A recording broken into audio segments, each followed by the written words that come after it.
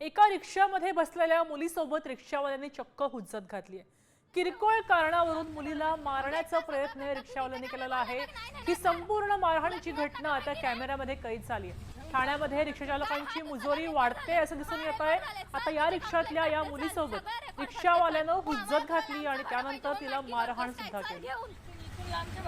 भेटता सगळं भेटता, तू तिथे का नाही बोलला? मग नाही नेणार तर तुला किरात नका माहिती नाही चाललो ना काय हात उचलला? रेकॉर्ड झाले, हा रेकॉर्ड झाले। चल तुझी कंप्लेंट टाकते, चल सगळं रेकॉर्ड करते। चल हो, आम्हाला तुला लांबचा भाडा पाहिजे म्हणून नाटकी करतोयस काय? चल घेऊन लांबचा भाडा भेटता सगळं भेटता, तू तिथे का नाही बोलला? मग नाही नेणार तर तुला किरात नका माहिती नाही चाललो ना काय हात उचलला? रेकॉर्ड झाले, हा रेकॉर्ड झाले। चल तुझी कंप्लेंट टाकते, चल सगळं रेकॉर्ड करते। चल हो, आम्हाला तुला लांबचा भाडा पाहिजे म्हणून नाटकी करतोयस काय? दरम्यान आपले प्रतिनिधी विकास काटे आपल्यासोबत जोडले गेलेले आहेत। विकास, आपण पाहू शकतोय हा रिक्षावाला एका तरुणीवर हात उचलतोय आणि ते समोर समोर कॅमेरामध्ये दिसतंय। काय अधिक माहिती?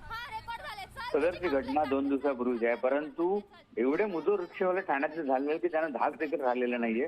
पोलिसांकडे तक्रार करून देखील केवळ पोलीस जुजबी तक्रार घेतात। वाहतूक शाखा आणि जे काही स्थानिक पोलीस आहेत त्यांच्या वादामुळे याचा फटका जे काही रिक्षा चालकांमुळे जे रिक्षेतले प्रवासी आहेत त्यांना बसतोय।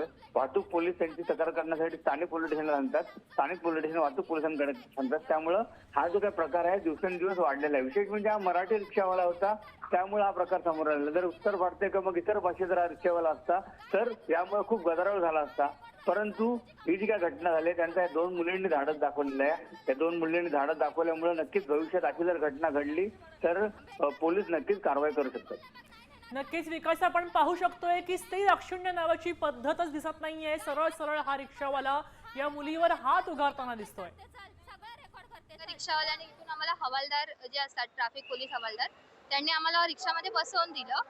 2 मिनिटं झाली, इथे समोर त्याने जाऊन रिक्षा थांबवली आणि तो म्हणाला की मला तीनात नाका कुठे ते माहिती नाहीये। तर त्यांनी रिक्षा थांबवली, रिक्षातून उतरून गेला। मी म्हटलं मला तू सोडल्याशिवाय मी पण जाणार नाही, तू हा बोललास तर तू मला सोड, मी ज्या ठिकाणावर जायचंय तिकडे। मी त्याचा व्हिडिओ करायला स्टार्ट केला। जसा तो आला, रिक्षात बसला आणि त्याने माझ्यावरती हात उचलला। सगळा प्रकार मी व्हिडिओमध्ये रेकॉर्ड केलाय। जसा हात उचलला त्याला कळलं व्हिडिओ रेकॉर्ड होते, तसा त्याने रिक्षा चालू केला आणि म्हणजे भांडतच तो आम्हाला जिथे न्यायला, तीनात नाक्याला न्यायला तयार झाला। आता isakal.com आहे देशातील नंबर 1 ची मराठी न्यूज वेबसाईट।